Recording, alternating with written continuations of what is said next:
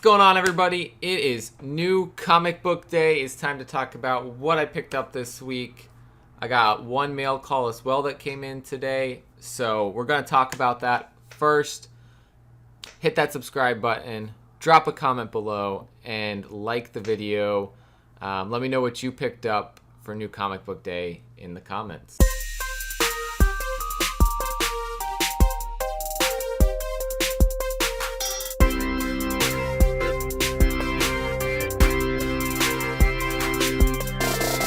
Welcome back, everybody. Let's start talking about new comic book day. This was a good one. Got a lot of stuff from a lot of indie publishers this week, and one you guys know I've been talking about a lot. You Promised Me Darkness finally hit the stands, so I'm gonna show off what I picked up for that. But let's get it kicked off. I do have some Marvel books this week. Picked up Champions number 6 here. I did already give this a read, and we have a new creative team, but I do like what's going on still here, so I'm going to keep reading this one. I also picked up Black Knight, Curse of the Ebony Blade, number 2. I read issue 1 on a whim. I picked up the Peach Momoko cover, and I loved it more than I thought I was going to, so here's issue number 2. I believe this is our new character here that's was kind of central to the story in issue number 1. So we'll see what happens with that. And then lastly from Marvel, Woman of Power number 1, the Peach Momoko cover with Scarlet Witch on the cover, kind of looking like her neck's a little bent, but I like it though. I like it as a cover for this. So from there, let's talk about Image Comics. We've got Geiger number 1 came out with the glow-in-the-dark cover this week. Super cool. I haven't checked out the glow, but I can tell where the glow is, and so I imagine that makes him look like the Geiger version of himself, just based off of location. So that's pretty cool. I got to check out the glow on that. I've got Haha number 4. This is going to be a good one to check out too. This one was a fun one for issue number 1. We've got Ultra Mega number 2. Of course, again, oversized issues. You get an oversized issue cost. It's $7.99, but you get a lot of content in there, so I'm looking forward to checking that out. Along with issue number 2 coming out, we had the issue number 1 reprint here with really cool art on the cover. I liked that enough that I decided to get the 1 in 5 black and white version as well. Just incredible seeing the lines on that, even more so than the color version. So super excited I picked that one up. What else we got here? We got Radiant Black number 3. This story's been excellent as well. I'm looking forward to the Kickstarter book that I backed. I'm forgetting the name of it. Something about Red, though. Infernal Girl Red, something like that. I'm going to have to find the link and drop it in the description for you guys. And the last one from Image, Stray Dogs number 3 with the Annabelle horror movie variant. Guys, I'm not spoiling anything, but it's Tony and Trish, you guys are playing with my heart there with this issue, and that's all I'm gonna say. This one hits you very emotionally. I hope those events that happened in issue number 3 lead our main dogs to a better place. But yeah, that one, I still feel that one. Anyways, moving on. Aftershock Comics. We've got the Girls of Dimension 13. I have not gotten to read this yet, but this looks super cool. If I like it, my store did have the ratio variant for that, so I might go back and get it. The Bequest number 2. I did just read this one. absolute fun time. I am playing D&D, and so this is fun for me. Moving from Aftershock over to Boom, we've got The Many Deaths of Layla Starr #1. That's the cover A right there. This was a great read too. I may have to hunt down some more of these David Mack covers, but here is the cover B foil variant. Absolutely stunning artwork, and then on a foil cover, David Mack killed this one. Spectre Inspectors #1 had a second print. I'm really digging this. The best way to describe it's a little bit Scooby-Doo. It's like a little bit of almost like a queer Scooby-Doo, but more demonic possession going on. And there's a cult. Yeah, we'll leave it at that. Here's issue #3. So I've read that one today. Absolutely loved it. Of course, the events that are happening in this are kind of silly, but then very, very serious at the same time, and I like the vibe that's coming off of it. This one's probably one of my next reads on my list today. I Walk with Monsters #5, cover A and cover B. I've loved this story. I need to go back, I think, and reread everything up before issue #6. The last issue comes out, but I've been enjoying this, and this is Vault Comics. Super great read. I missed one that I picked up from Boom today, and because it's a hardcover, so it's a little bit separate. But Wind, Volume 1 hardcover. I absolutely loved this story. Issues 1 through 5 are in here. It's a special hardcover comic shop exclusive book. So you're not going to find this at like a Books A Million or any other place that you can get trade paperbacks. This is for the comic shops.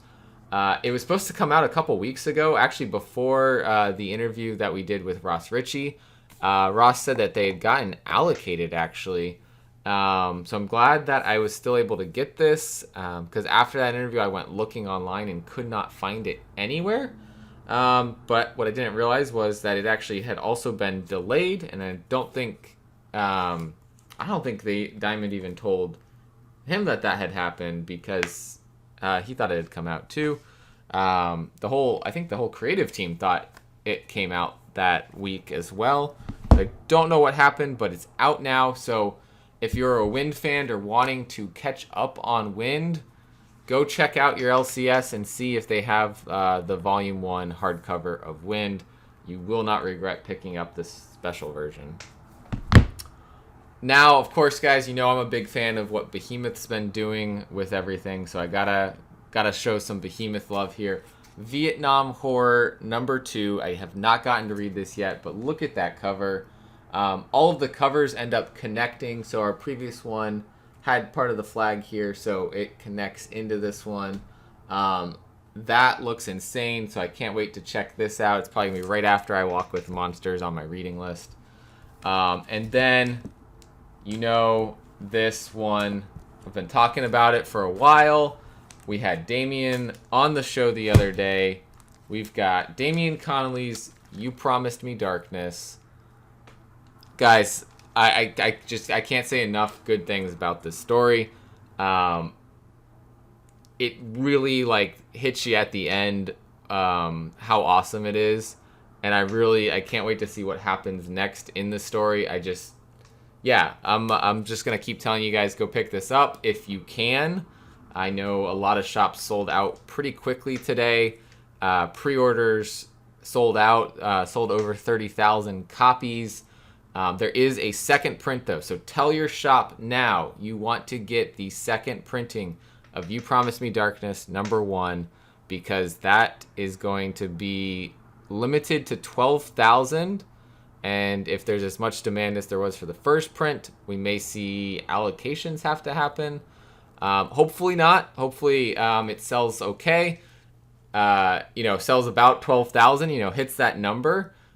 One, so that everyone gets the copy that they want, but also two, maybe that'll trigger a third printing. But I want people to be able to get it while also still hitting that goal of 12,000.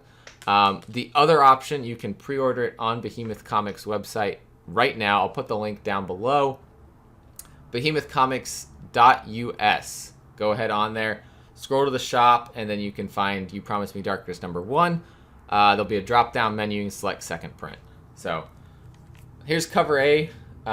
This is the cover with Sebastian on it.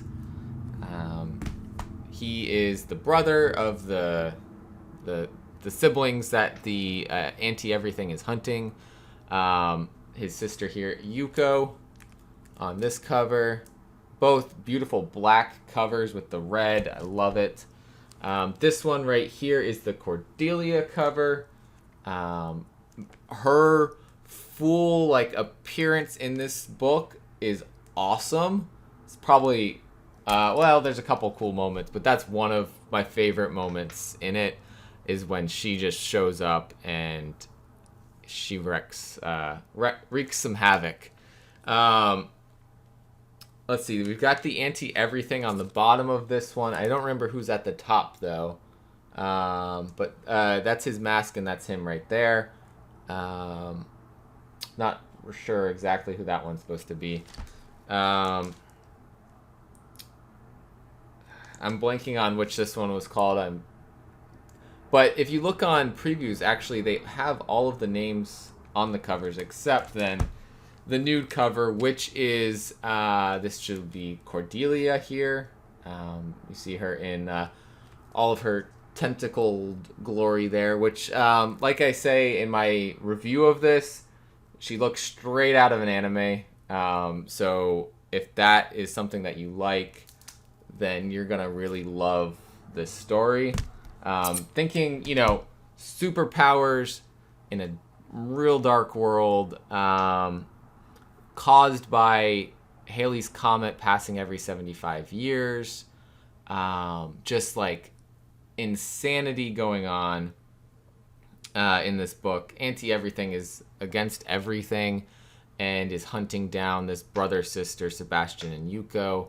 And Sebastian seems to have this fire ability that is uncontrollable. His sister is promised him, not to let him get out of control, and that's the promise of the darkness. But apocalypse coming soon, caused by a certain pop song, which we're not saying what that song is, but you'll be able to tell when you look in the book. And so they're gonna have to figure out how to address that, how to address the Anti-Everything.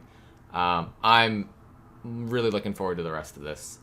And of course, I can't show off all those books without showing off this awesome 1-in-5 variant from Anna Shadowcat, who also, Anna does the translations in this book. And you cannot tell that this is translated.